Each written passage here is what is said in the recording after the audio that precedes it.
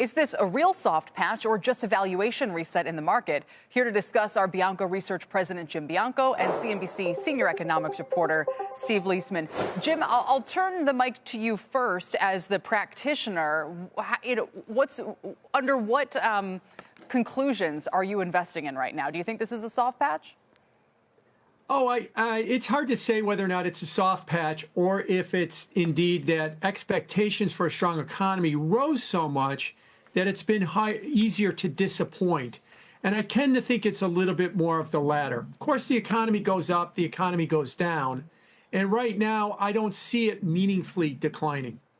So, Steve Liesman, let's kind of first turn to you to back that up. We've seen some of the retail data a little bit weaker. Obviously, we've had anecdotal reports like Walmart's reduced guidance.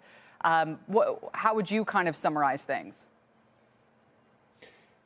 Well, first of all, just to note, people, this is a pretty big week. We have some retail earnings coming out this week that we'll be watching carefully to see if there's a follow-up on Walmart. There was some colder weather in January, Kelly, as you know, that might have hurt retail. But, you know, it's one of those things where it's like you don't ignore it and you don't panic on it. You watch it and you say, OK, this is something worth watching. The interesting thing, of course, last week that everybody was talking about was the University of Michigan sentiment numbers, which showed a decline. I don't think the sentiment has much to do with sales at the end of the day, at least certainly on a month-to-month basis. But watching those inflation indicators was interesting to me. They ticked up, and Michigan said, hey, people are mentioning the tariffs. So it's really interesting to me that the tariffs are so pervasive out there in the economy among the general public. We see them having an effect on businesses right now. So whatever President Trump is trying to do for the positive for the U.S. economy, I think he has to be conscious of the process and how it's having an effect.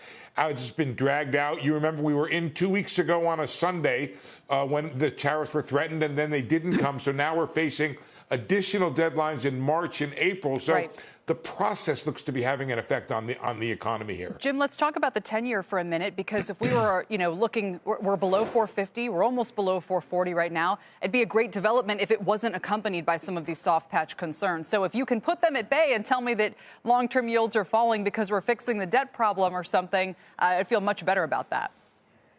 Yeah, I'd like to be able to tell you that that's the case, but unfortunately, if you look at the 10-year yield, basically since the election, November 15th, it was at 448. Today it's at 441. So it's broadly been churning sideways, although technically it has declined for 6 weeks in a row.